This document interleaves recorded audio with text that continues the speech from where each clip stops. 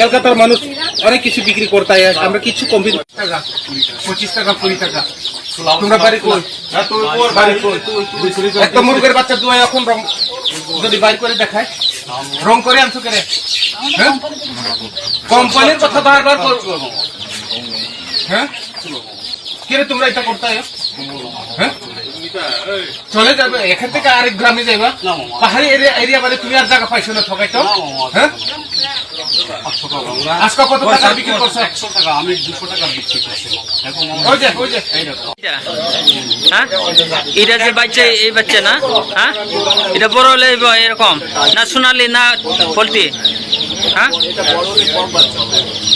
Cock বাচ্চা যদি না হয় তাহলে তো কালারিং দিছিস কি রে?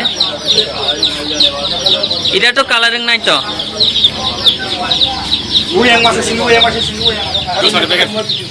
এই মুরগি বাচ্চা এটা ওনার নাম কি?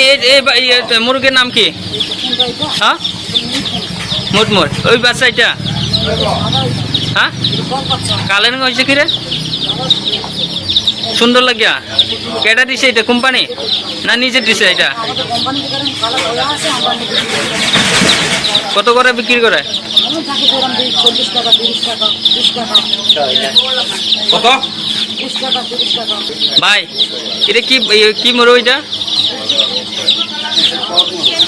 ওইটা ওইটা আপনি যে দেখছো না? হ্যাঁ,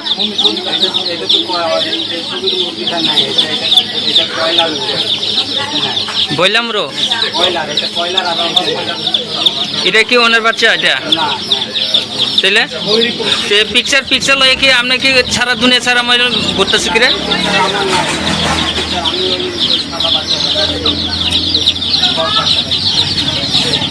পিকচার লইছে কি রে?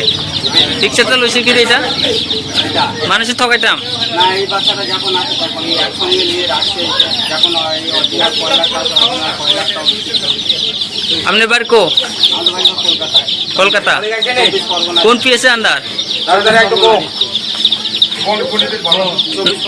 নাম কি? বাবা নাম?